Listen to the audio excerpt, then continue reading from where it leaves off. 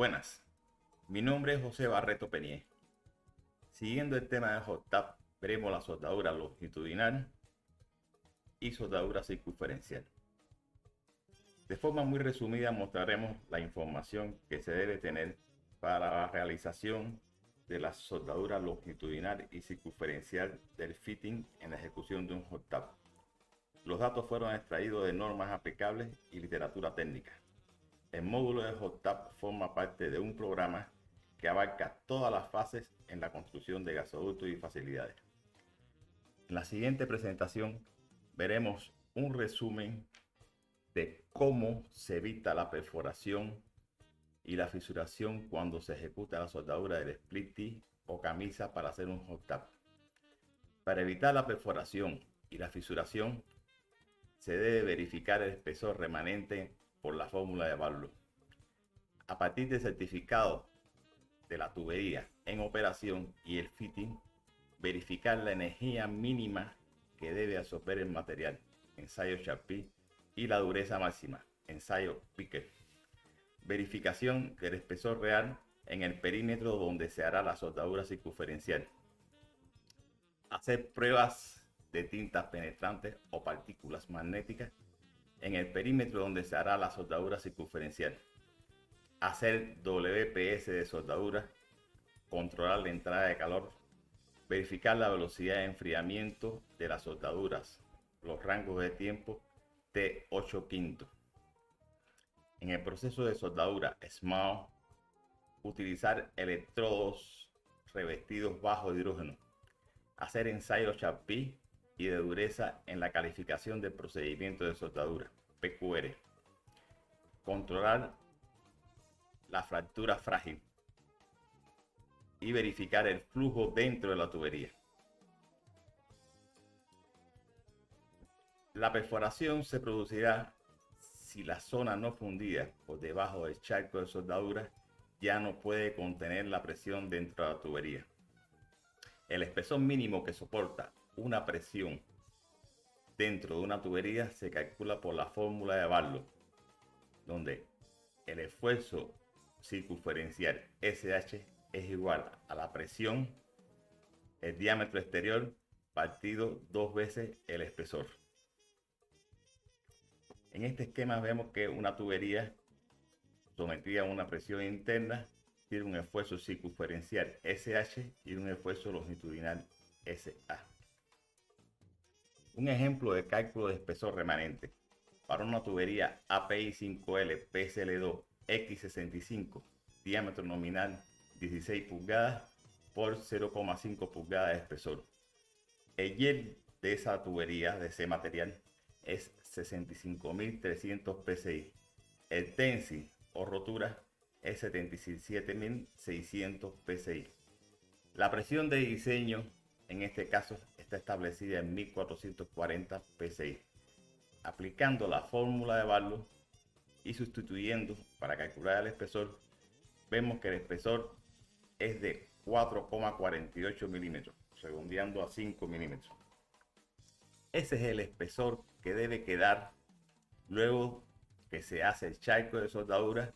Por debajo de ese charco, el espesor remanente que soportaría la presión de 1440 sería 5 milímetros como mínimo. Aquí vemos la región fundida donde se hace el charco, la zona térmicamente afectada por el calor y el espesor remanente que queda, que supuestamente debe soportar la presión interna de la tubería. Si se hace una perforación, vemos como en una placa radiográfica se ven los puntos donde se hace la perforación.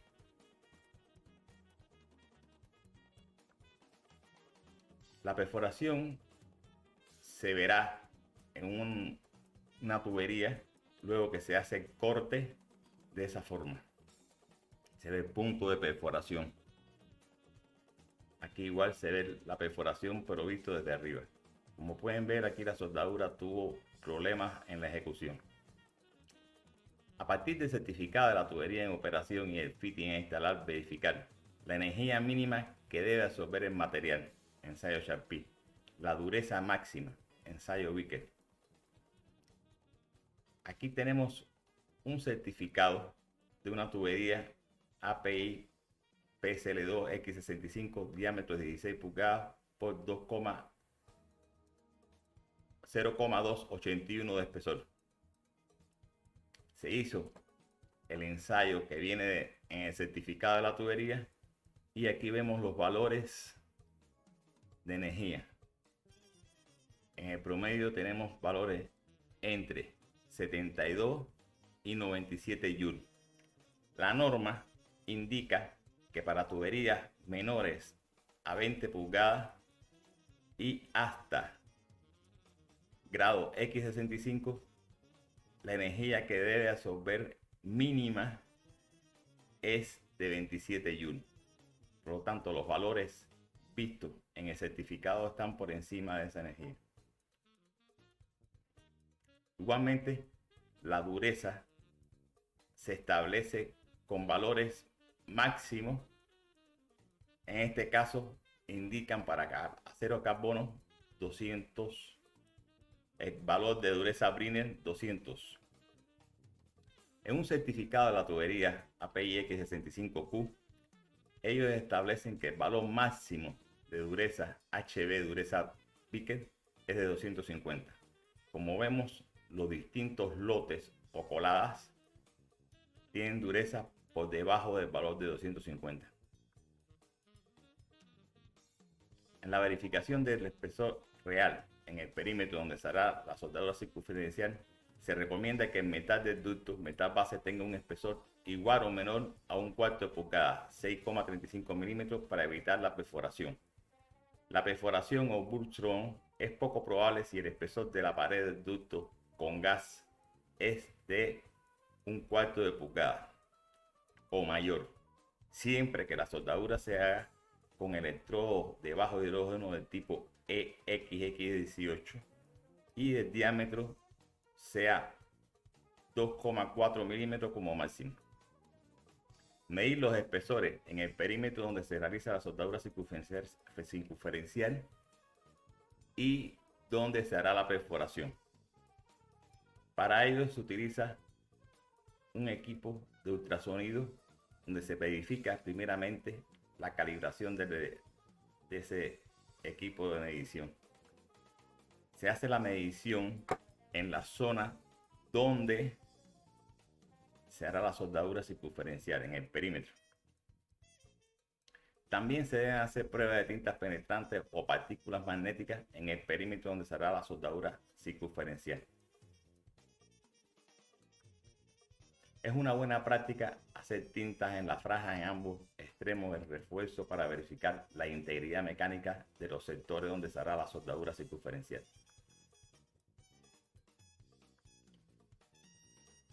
Hacer el WPS de soldadura y controlarla en cada de calor. Se debe elaborar un procedimiento de soldadura atendiendo el control de entrada de calor, heat input, mediante la fórmula siguiente. Ven acá. Para controlar la entrada de calor, eso se logra utilizando electrodos de diámetros pequeños menor a 2,4 milímetros, velocidad de avance de la soldadura menor a 3 milímetros por segundo y tener un control del voltaje y amperaje durante la soldadura. El inspector de soldadura debe observar la velocidad de avance en la soldadura y el rango de entrada de calor. Eso debe estar reflejado en el procedimiento de soldadura. En el proceso SMAO o soldadura con electrodo revestido, es conveniente utilizar el electrodo bajo hidrógeno de tipo EXX18, cuyo diámetro de electrodo para el pase de raíz debe ser menor o igual a 2,4 milímetros y el resto de los pases se puede utilizar como máximo 3,2 milímetros. También se puede utilizar electrodos celulósicos, pero no son recomendados. En algunos lugares prefieren utilizar el electrodo celulósico porque son fáciles de operar y proporcionan un mejor control sobre el arco de soldadura. Hacer ensayos Chapuis de dureza en la calificación del procedimiento de soldadura, PQR. Un acero alcanzará un mayor nivel de endurecimiento en la SAC, zona térmicamente afectada, y con un mayor riesgo de fisuración, cuanto a más alto sea su porcentaje de carbono, más elevado sea su contenido de elementos aleantes que se verifican mediante el carbono equivalente, y más elevada sea la velocidad de enfriamiento del cordón de soldadura. En la tabla 4,1 muestra que la dureza máxima a 450 HB tendrá un alto riesgo de fisuración en frío, y durezas menores a 280 HB en la SAC no presentará riesgo alguno de fisuración en frío. Cabe señalar que los valores obtenidos en los cálculos teóricos y las tablas son referencias. Los ensayos dan los valores reales.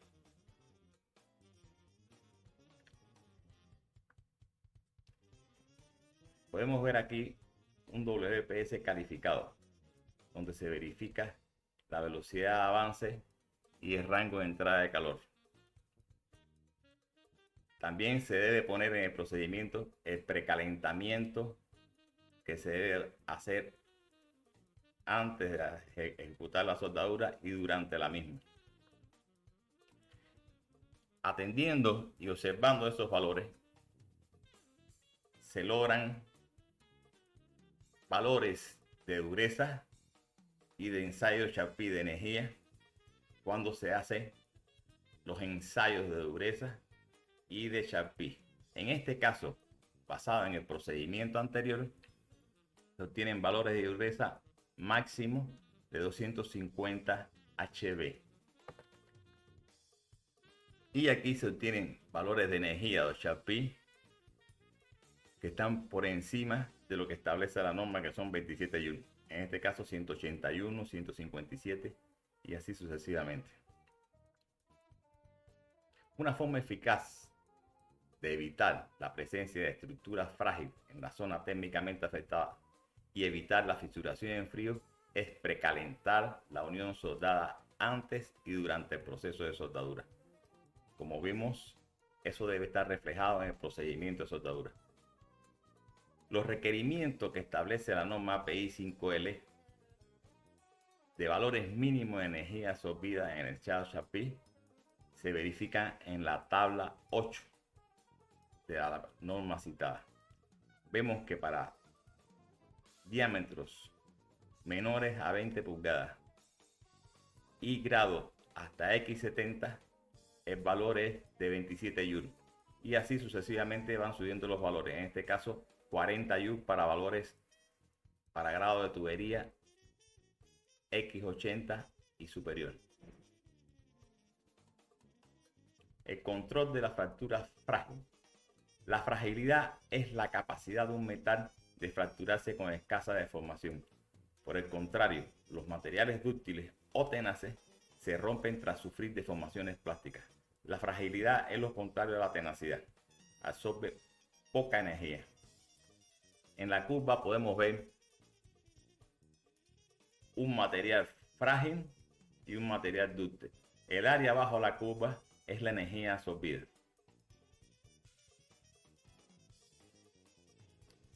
Aquí vemos una foto de rotura de un material dúctil donde se ve el cuello y un material frágil donde se rompe súbitamente. En este caso, en un ensayo Charpy de dos probetas del mismo material de acero de bajo contenido de carbono, vemos que cuando se hace la prueba a baja temperatura tiene un comportamiento frágil, y cuando se hace la prueba a una temperatura más elevada el comportamiento es dúctil. Vemos el caso de una fractura frágil en un casco de un barco. Eso fue lo que sucedió en el Titanic. Al estar en aguas con muy baja temperatura, el acero utilizado no tuvo la tenacidad suficiente y tuvo un comportamiento frágil cuando chocó con el témpano de hielo. También hay que verificar el flujo dentro de la tubería para que no tenga un enfriamiento rápido. Bajo la mayoría de las condiciones es deseable mantener algún flujo de producto en el interior de cualquier material que se esté soldando. Esto ayuda a disipar el calor y limitar la temperatura del metal durante la operación de soldadura, reduciendo así el riesgo de perforación. El flujo en la tubería de líquido debe estar entre 0,4 metros por segundo y 1,2 metros por segundo como máximo. Una velocidad de flujo debe mantenerse para minimizar la posibilidad de perforación. El caudal mínimo es de 0,4 metros por segundo para líquidos y gas. La velocidad de flujo máxima permitida depende de la temperatura del proceso. En general, 1,2 metros por segundo es el límite superior. No existe restricción en la velocidad máxima para líneas de gas si mantienen temperatura de precalentamiento durante la soldadura. A continuación veremos unas anotaciones de operación de un gasoducto cuando se iba a realizar la soldadura de los fittings. De acuerdo a los datos ofrecidos por operación, en ese momento existían 10,7 km por hora de velocidad de flujo, un equivalente a 2,97 metros por segundo. Es superior al 1,4, pero como era una línea de gas, no afectó el enfriamiento con la soldadura.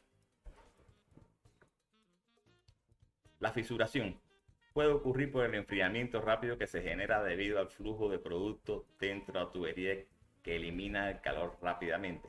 Por eso es necesario tener los datos de las pruebas Charpy y de las pruebas de dureza.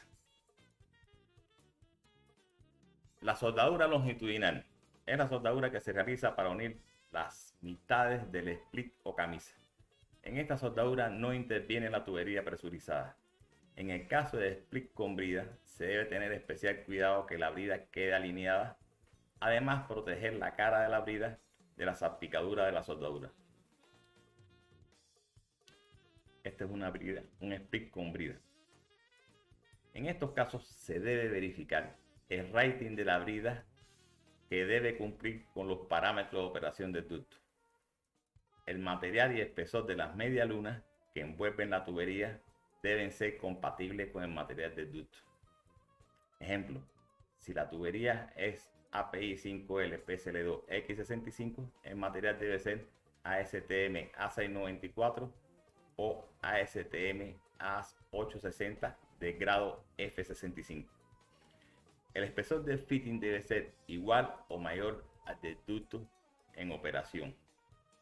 También se debe verificar que los splits se correspondan. Ellos traen una numeración que machean. Debajo de esta flecha, cuando se raspa, aparece la numeración de los splits. En este caso la numeración es 22668 y deben machear así como se ve, y el montaje debe ser así como se ve en este esquema. Siempre debe observarse las medidas de seguridad para evitar cualquier inconveniente.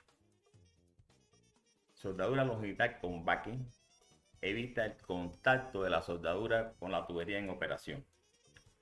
El backing evita que la soldadura llegue a la pared de la tubería en operación. Se puede también hacer soldadura sin backing, o también la soldadura con las camisas sin backing o con backing. Pero siempre hay que tener mucho cuidado de que quede bien ajustada a la pared de la tubería las medialunas.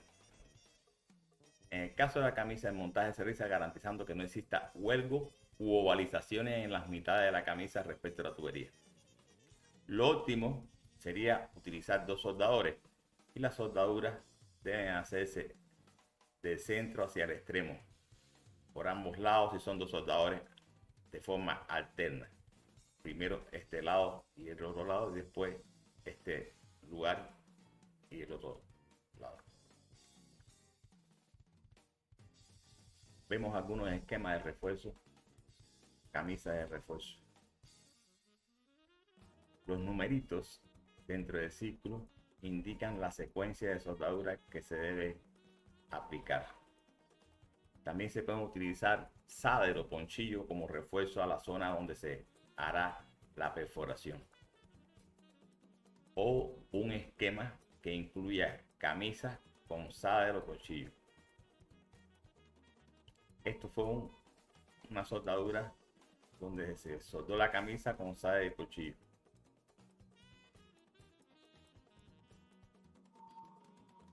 Aquí ustedes pueden ver todos los ensayos hechos, las anotaciones de los soldadores y cómo quedó finalmente con la brida.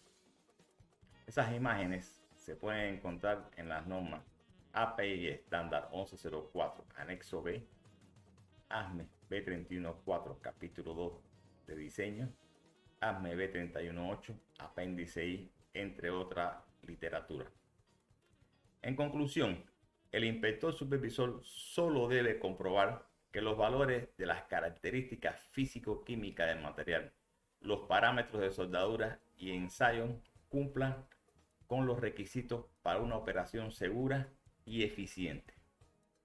La comprobación es por simple comparación, basado en lo anteriormente expuesto.